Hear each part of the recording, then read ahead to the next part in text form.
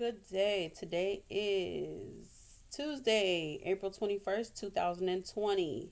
You are continuing to work on using details to identify the author's purpose within a text.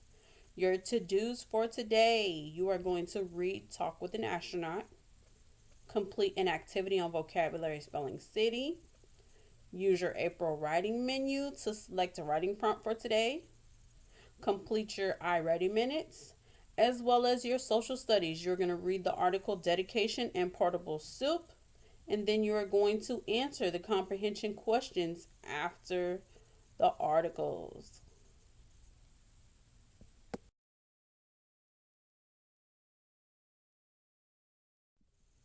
This week's story is Talk with an Astronaut and Expository Text. An expository text can tell about real people and events. In this interview, notice how the subject gives thoughtful answers about what it's like to be an astronaut.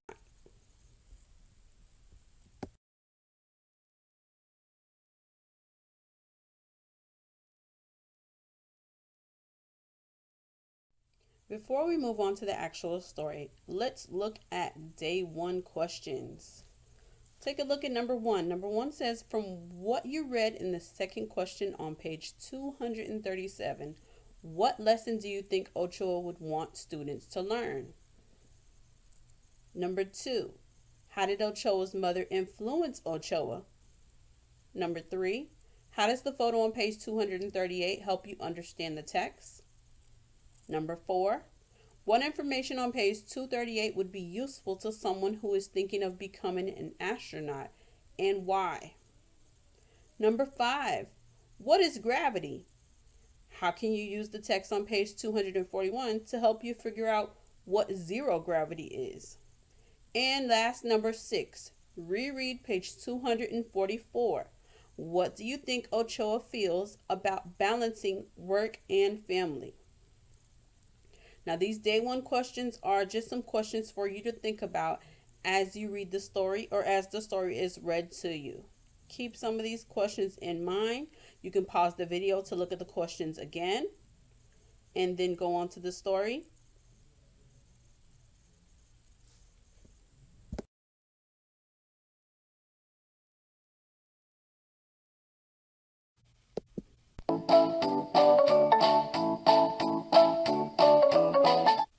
Talk with an astronaut.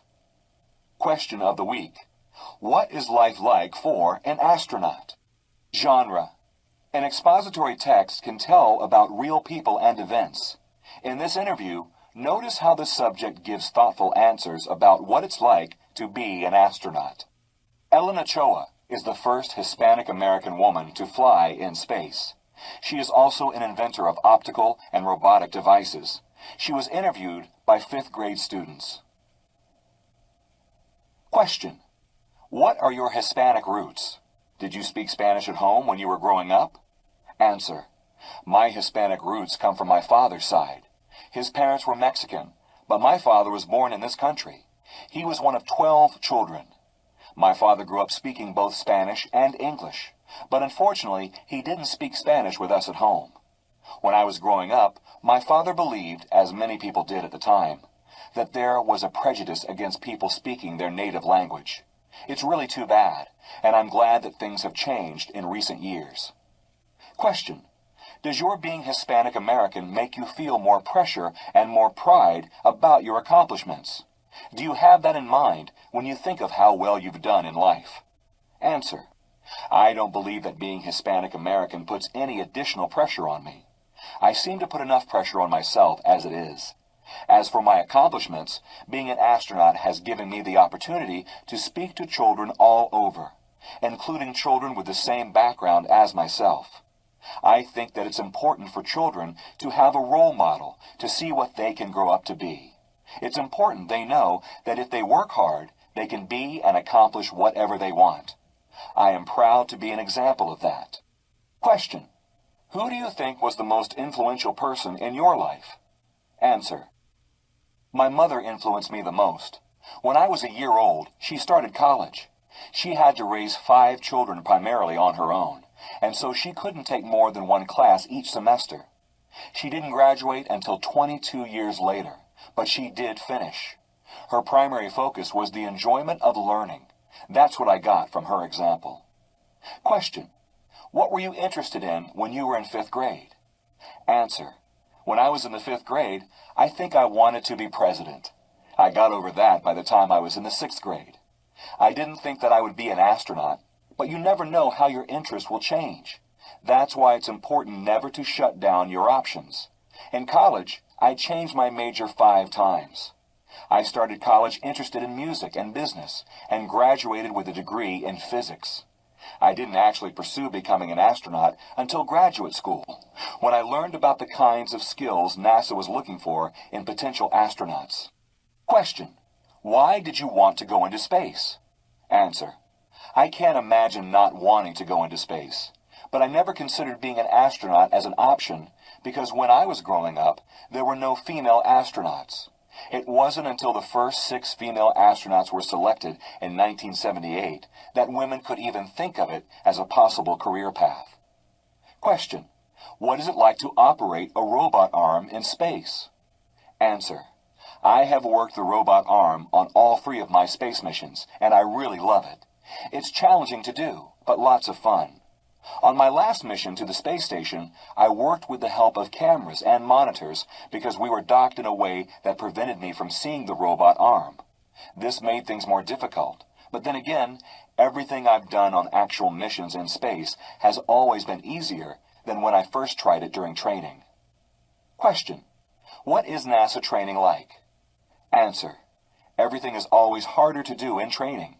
In training, we prepare for anything that could happen on a space mission, anything that could go wrong. In training, things keep breaking. Problems have to be solved. Nothing has ever gone wrong on any of my missions, and our training helps us make sure that nothing will. Each mission has its own specific purpose. For my last mission, we trained for 9 months before the actual flight. I started my formal NASA training in 1990. During that period, I spent about half of the time in training. The other half I spent performing other duties. I was in training for 3 years before my first mission, which isn't that long of a wait. Some astronauts have waited 10, even 16 years before they finally go into space. Question: what is it like to float in 0 gravity?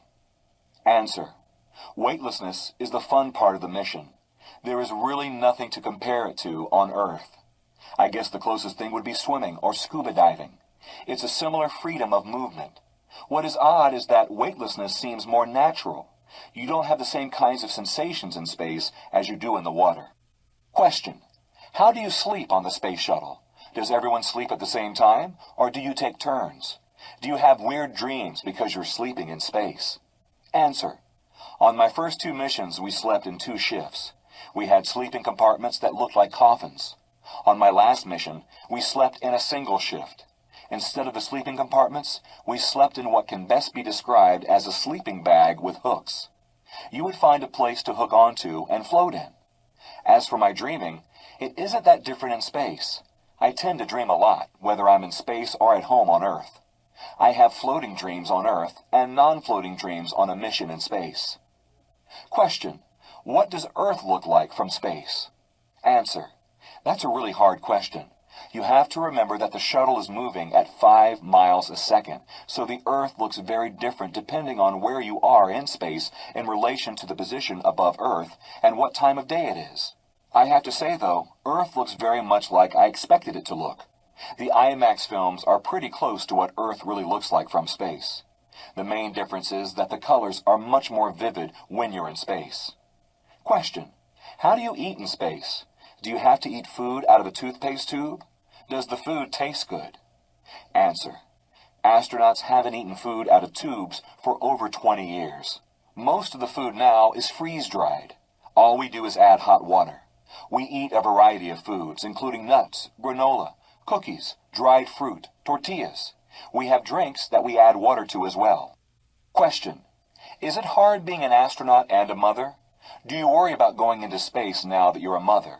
How does your son feel about your going into space? Answer: I think it's hard being anything and a mother. Both are full-time jobs, and you have to work very hard at both to do a good job. Personally, I find both jobs wonderful. It is hard to be separated from my husband and son when I go on a mission, and I miss them a great deal. But lots of people have to be away from their families because of their jobs. Right now, my son is only 18 months old, so the last time I went into space, he didn't really know what was going on. I think it will be much harder the next time, since he will understand more. Question: can you talk to your family from space? Answer: yes, thanks to email. When I am in space, my husband and I are able to communicate every day, which is very nice. And on missions lasting more than 10 days, we are allowed to visit with each other by having a video conference from space. Question: what is the scariest thing that ever happened to you in space? Answer: there's never really been anything for me to be scared of because nothing has ever gone wrong on any of my missions. For me, going into space is very exciting, not scary. The riskiest part of the flight is the launch because it's the phase of the flight when things are most likely to go wrong. But like I said, there have never been problems on my missions, and besides, we are trained to handle any problems that might come along. Question: do you think communication with extraterrestrials is possible? Do you think there are other life forms out there? Answer: I'm not really sure if communication is possible right now with the technology we have today. Given the number of stars that have been discovered in the last couple of years, it isn't inconceivable that life exists on other planets. Though it is important to differentiate between life that is single-celled and life forms that are intelligent and capable of communication. Question: I love math and I want to become an astronaut. What can I start to do to prepare myself? Answer: it's good that you love math, because in order to be an astronaut, a college degree in math or a technical science is very important to have. Being an astronaut isn't just the science, though. An astronaut must be both a team player and a leader as well. You should get involved in activities where you work closely with other people, because working closely with other people is an essential part of being an astronaut.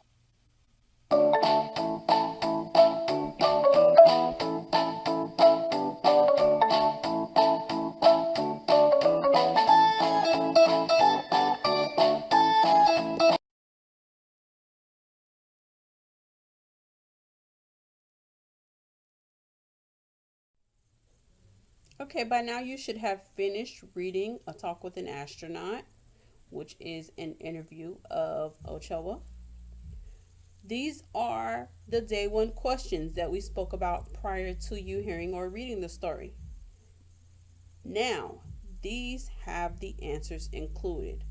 Were you right about some of the things that you thought were the correct answer, or were you wrong? Take a look at these questions and answers to see how well you did.